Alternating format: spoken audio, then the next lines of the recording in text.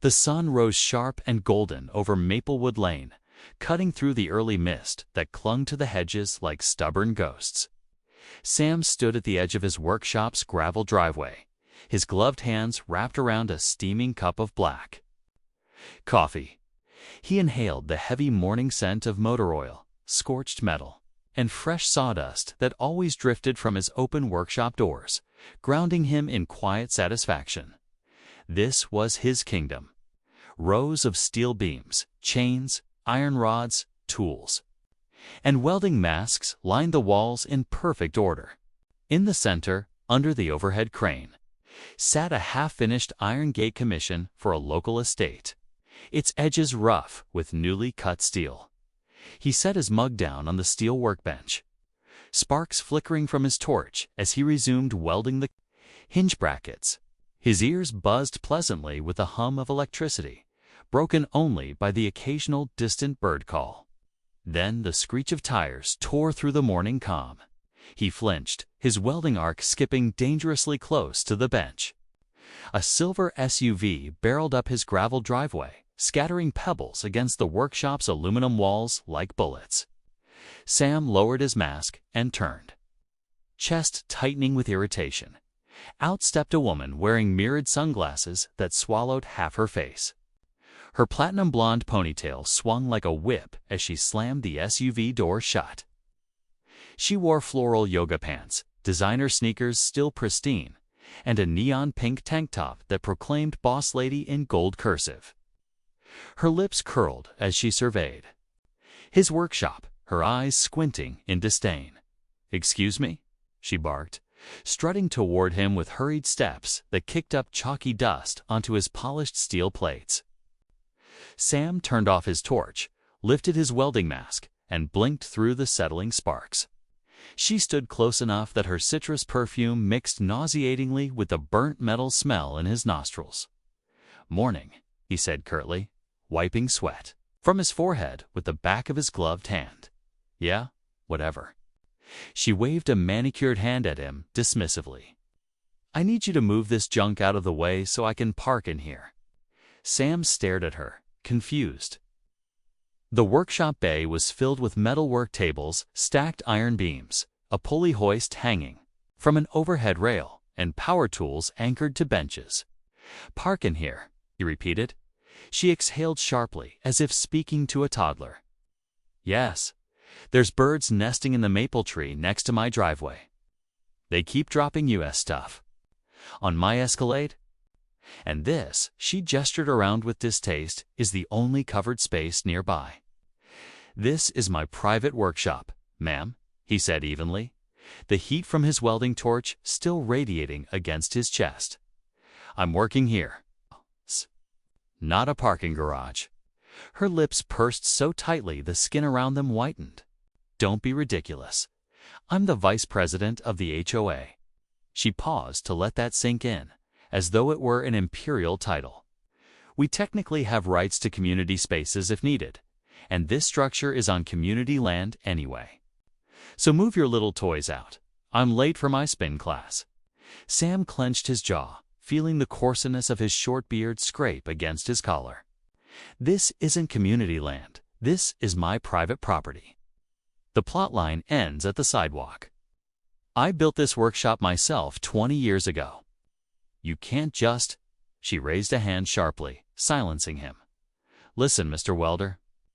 I don't have time for an old man's babbling today. Move your stuff, or I'll fine you for obstructing community use." He felt something cold settle in his chest at her words and old anger, familiar and heavy. He took a breath to calm it. "Look," he said quietly, forcing patience into his tone, "I have a deadline today. This is an active work site. There are sparks, hot slag, metal shards. It's not safe to park in here, and it's definitely not allowed by any regulation." She pulled off her sunglasses, revealing steely blue eyes, and leaned forward. Her perfume overpowered the faint scent of warm iron from his gloves. "You think you can talk back to me like that? I could have this shack torn down tomorrow. Just watch." She smirked, turned, and marched back to her SUV. Sam watched in stunned silence as she maneuvered the heavy vehicle forward, tires crunching over stray welding rods. He lifted his hands in protest, but she ignored him completely. She twisted the steering wheel, scraping the SUV's bumper against one of his steel support poles with a metallic screech, then cut the engine. The bay filled with a suffocating silence, broken only by the clicking of her car cooling under the corrugated pressament. A gated roof, she stepped out, checked her reflection in the tinted window, and turned to him with a triumphant smile. "Try not to scratch it with your toys," she said, strutting away with her phone glued to her ear. He watched her leave, her voice fading into shallow laughter as she bragged to someone about how she finally found a shaded garage spot. Sam stood frozen, hands trembling around his welding mask. He could smell burnt steel from the torch cooling on his bench. The unfinished gate loomed behind him like a silent witness to his humiliation. His eyes shifted to the SUV, its chrome wheels glinting arrogantly in the sunbeam cutting through his workshop window. He tried to continue working, but every time he set up the welding arc, the proximity of the vehicle sent a jolt of anxious hesitation through his hands. If a single spark landed on its pearlescent paint job, he would face thousands in damage claims. His phone buzzed with an email notification from his client, asking if the gate would be finished by noon, as promised. A sharp spike of stress cut through his chest. He sighed deeply, removing his gloves and tossing them onto the bench. Outside, birds chirped in the maple trees, heedless of his turmoil. He walked to the workshop entrance and leaned against the frame, staring out at the quiet neighborhood lined with manicured lawns and pristine mailboxes. His workshop had always been his haven, the one place where no one could dictate what he did or when he did it. Until today, inside the SUV sat hulking and smug like a brazen intruder in his sacred space. Sam closed his eyes, feeling the old anger churn hotter in his chest, forging something sharper than rage. He took a long, shaky breath. The quiet resolve settled into his bones. He wasn't sure what he would do yet, but one thing was clear. As steel cooling under a torch current had just welded herself into a problem far greater than she could comprehend. Sam barely slept that night. He lay on his narrow cot in the back office of his workshop, staring at the cracked plaster ceiling illuminated by the flickering glow of his old security lamp. Every time he closed his eyes, he saw the SUV sitting arrogantly under his beams, soaking up his fluorescent lights like a parasite draining its host. At dawn, he swung his legs over the side of the cot and rubbed his temples. Feeling the dry grit of sleeplessness sting his eyes, he dressed in his thick canvas work pants and steel-toe boots, poured himself a cup of stale coffee, and stepped into the workshop. The SUV greeted him like an uninvited guest lounging on his living room couch. Its pearlescent paint caught the sunrise streaming through the high windows, reflecting winks of cruel gold onto his steel tables. He tried to begin his welding, but found himself hesitating again and again. Each time he struck the arc, he flinched, terrified of stray sparks leaping onto the SUV's immaculate body. His hands shook. He shut off the torch with a frustrated curse, the noise echoing against the silent metal walls. A customer pulled up just before 8. A burly man with sunburned skin and thick forearms covered in welding scars. "Morning, Sam," he called out, stepping out of his rusty pickup truck. "You got that gate frame ready for me today?" Sam swallowed hard, wiping sweat from his neck. "Not yet, Ron. Ran into an obstruction yesterday." Ron peered past him into the workshop, his brow furrowing when he saw the SUV. "What in the hell is that doing there?" "HOA vice president parked it here. Said she needed shade." Ron whistled under his breath. "Ain't that something? You gonna let her pull that on you?" Sam forced a smile, feeling a twist of shame in his chest. "I'll get it handled." Ron nodded stiffly, disappointment shadowing his eyes. "Well, call me when it's done," he said before climbing back into his truck and driving away. Gravel crunching under the heavy tires, Sam watched him leave, his face burning. He grabbed his folder of land records, copies of his workshop permits, and photos of the construction process from 20 years ago. The black and white prints showed him and his father standing proudly in front of a bare steel frame, beams rising. Behind them, like the ribs of a giant whale skeleton, his father's hand rested firmly on his shoulder, their smiles matching in quiet pride. He tucked the papers under his arm, locked the workshop behind him, and walked briskly down the road to Karen's house. Her front yard bloomed with manicured rose bushes arranged in rigid rows, each perfectly trimmed and mulched. Wind chimes tinkled softly from the porch beams as he climbed the wooden steps. The door was ajar. Voices drifted out, sharp, gossiping. Female tones mingled with Karen's distinctive shrill laugh. He knocked twice. But before he could call out, Karen emerged onto the porch. She wore a silky lilac robe that shimmered in the morning sun, her blonde ponytail pulled tight and glossy. Two other women sat behind her on wicker chairs, sipping iced tea and eyeing him with amused contempt. Karen's lips curled upward, though. Her eyes remained flat. "Oh, it's you. What do you want now, welder boy?" He held up the folder, ignoring the way the other women smirked at the title. "Ma'am, these are records proving that workshop is my private property, built before any HOA regulations were ever enacted in this subdivision. I need you to move your car immediately so I can finish contracted projects." One of the women snorted into her tea. Karen smiled sweetly, tilting her head in mock concern. "Private property? That shack is an eyesore, Samuel. Honestly, I'm doing the neighborhood a favor by making it look more prestigious."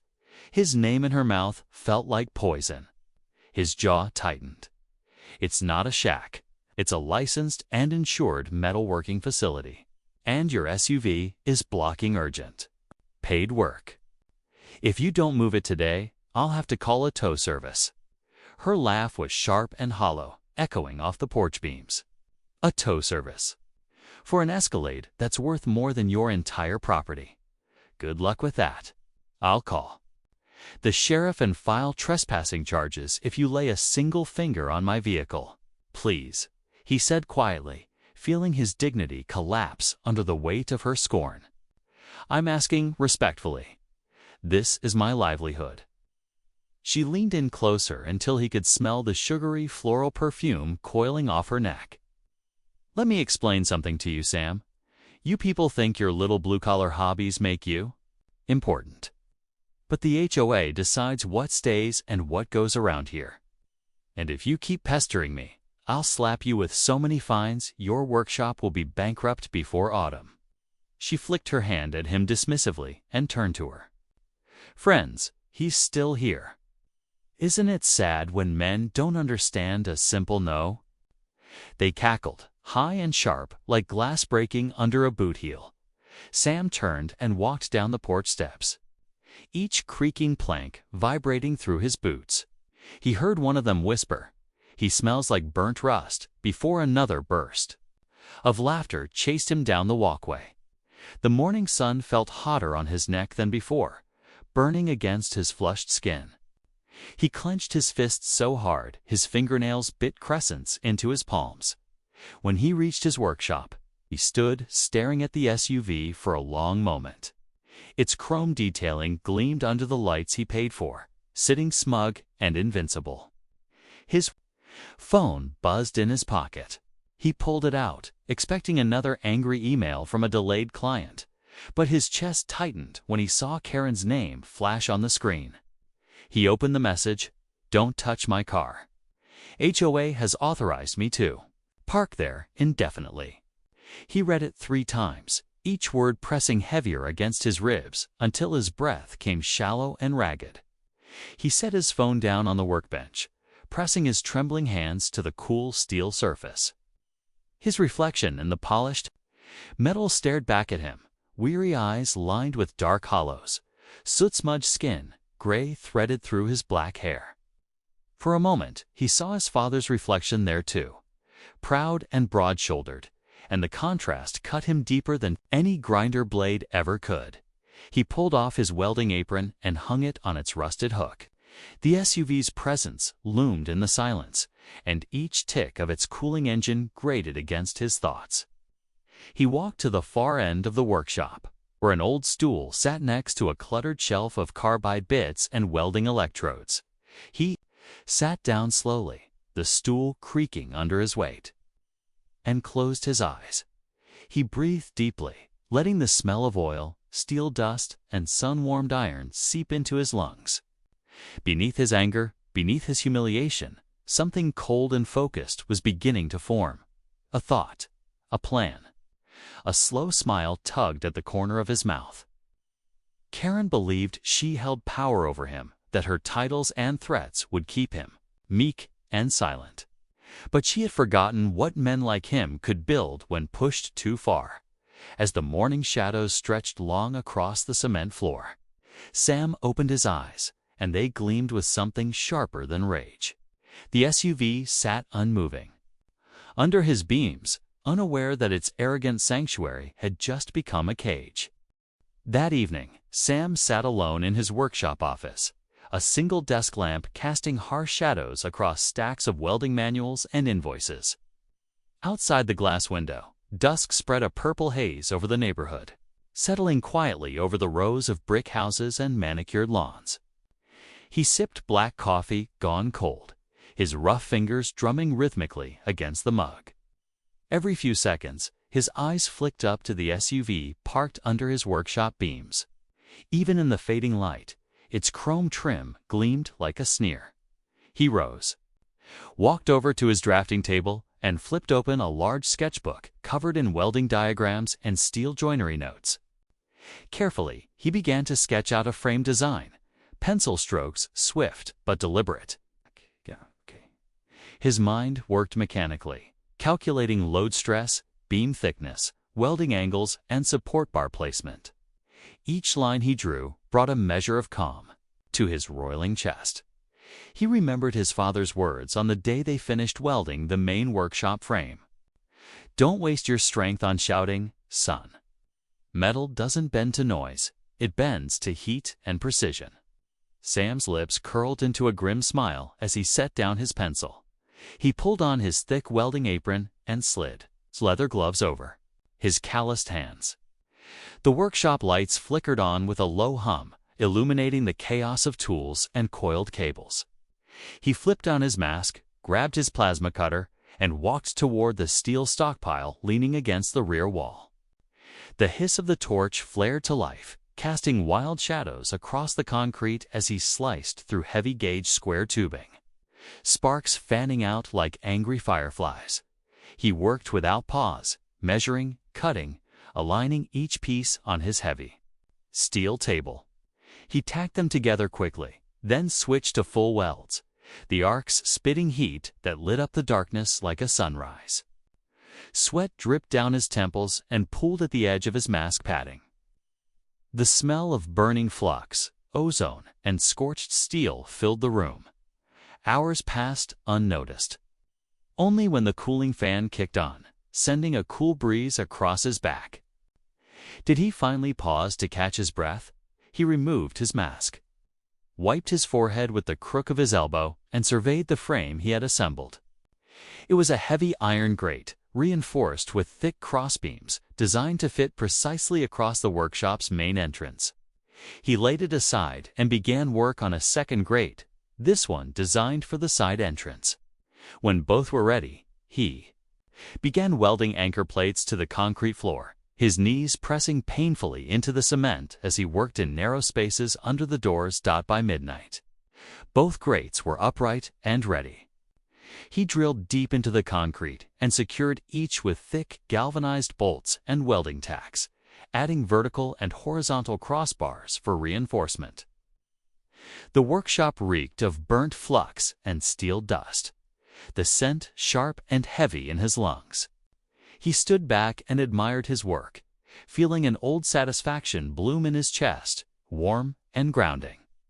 Each weld seam was perfect, molten ripples frozen into sturdy, shining threads. He walked to his workbench, pulled out a large padlock from the bottom drawer, and secured it onto the newly installed steel mesh gate covering the side window. Finally, he printed a note in bold black letters and taped it firmly to the center of the sealed doors. "Enjoy your private garage. I'll be away for a while." The thought of Karen reading it sent an unexpected laugh bursting from his chest. The sound echoed through the silent workshop, bouncing off steel beams and grinding wheels.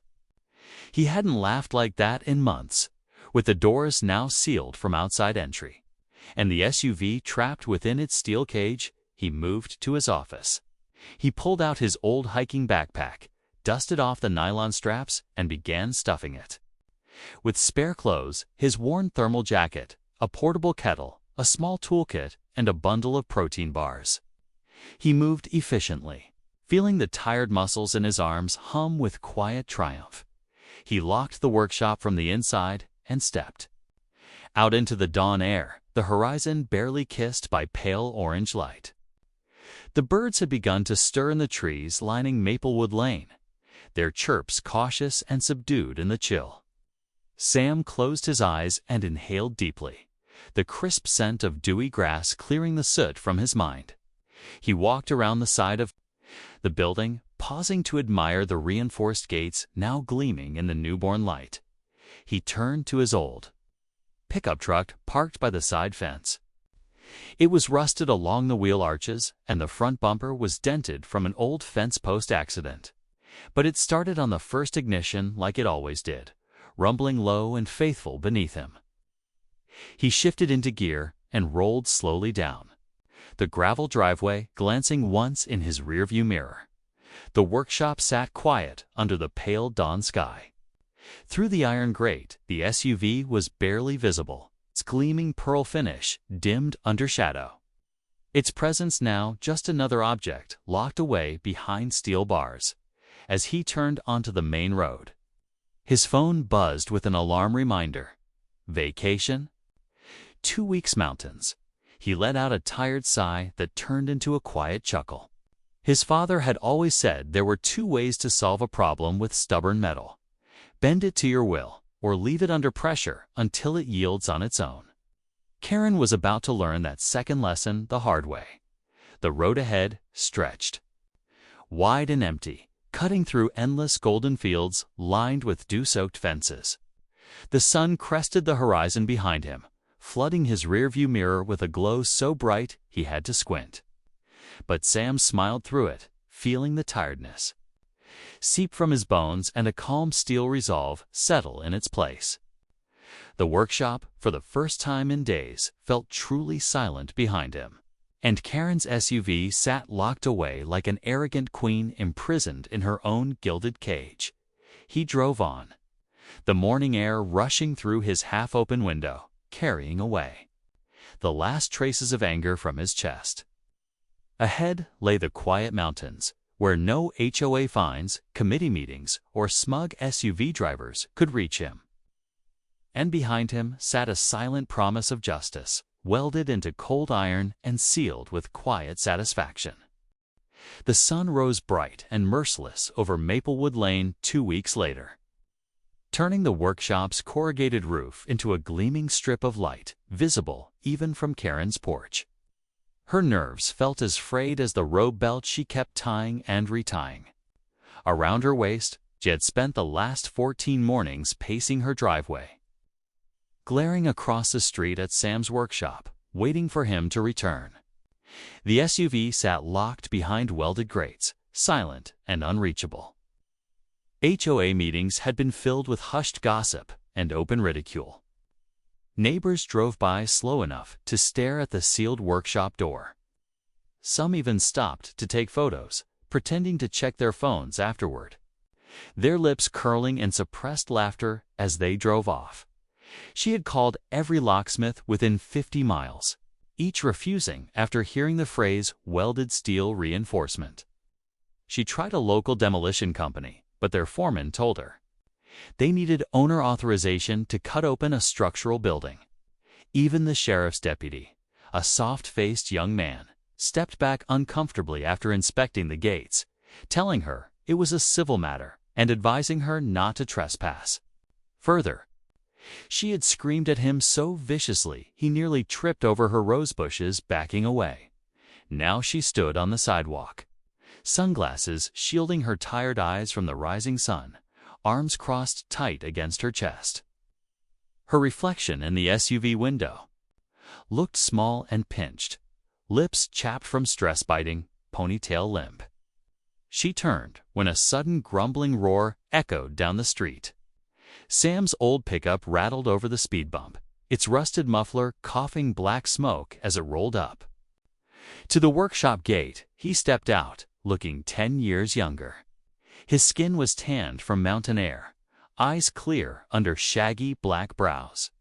He wore dark jeans and a flannel shirt with sleeves rolled to his elbows, exposing thick forearms marked by fresh weld burns and faint tan lines.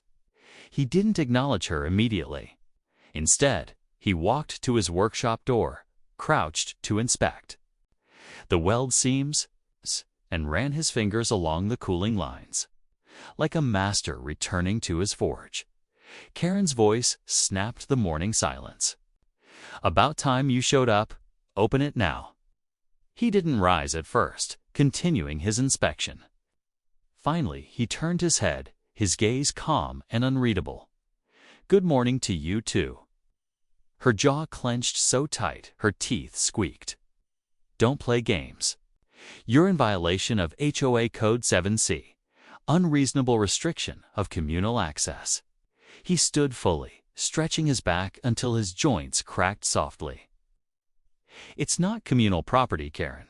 You'd know that if you read anything outside your HOA manual." "Don't you dare lecture me," she hissed, stepping closer until she could smell mountain pines still clinging to his shirt. "Open my car." Now, he'd looked at her with slow, deliberate calm. "There's a removal fee, welding materials, reinforced steel beams, labor charges, structural reinforcements, and disposal of the grating. Comes to about $32,000, including tax." Her mouth fell open, closing and opening again like a goldfish trapped in shallow water. 32. Are you insane? You'll hear from my lawyer. I recommend you call them soon." He pulled a folded invoice from his shirt pocket and tucked it neatly into her trembling hand. "I'll unlock it once it's paid in full." A crowd had begun to gather on the sidewalks. Retired neighbors out for morning walks paused, pretending to stretch while watching intently. A teenager riding past on his bike stopped outright, phone camera trained directly at them. Karen's eyes darted around, noticing them for the first time. Heat rose to her face, burning down her neck and chest until her skin prickled with shame.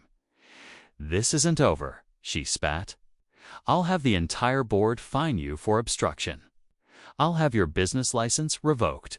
You think you're so clever, welding it shut like some petty thug." Sam tucked his hands into his pockets, looking at her with quiet sadness rather than anger. "No, Karen, I think I'm tired. Tired of bullies thinking respect is owed and kindness is weakness." The words fell heavy between them. For a moment, her lips twitched as if forming a retort, but none came. She pivoted sharply and stalked away down the sidewalk, robe belt flapping behind her like a limp flag of surrender. The crowd parted to let her through, whispers blooming in her wake. Sam turned back to the grates, feeling their cold steel beneath his palms. The SUV's tinted windows reflected his face, older now but resolute.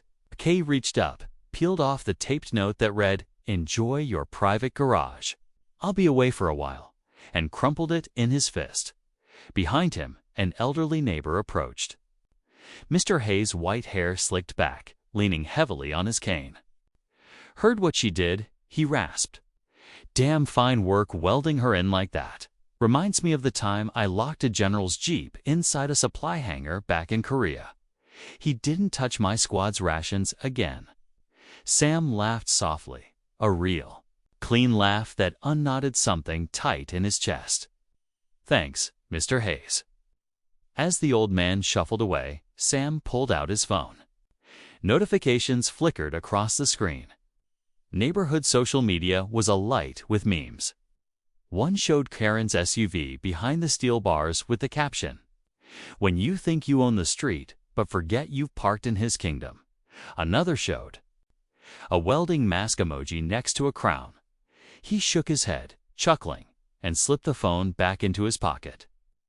Sunlight glinted off the steel grates, warming his face as the morning breeze carried the scent of cut grass and distant wildflowers. From the fields beyond Maplewood Lane, he closed his eyes, breathing it in deeply. For the first time in weeks, the air tasted clean. Sam turned back to his workshop, fishing his keys from his pocket. He unlocked the smaller rear entrance and stepped inside. The darkness swallowed him momentarily, but as he flicked on the overhead lights, the space lit up, revealing his tools, his beams, his unfinished gate. His kingdom restored to silence, order, and freedom. He set down his backpack, pulled on his welding gloves, and smiled. There was work to be done, steel to bend, a life to reclaim. And this time, no one would park in his peace again.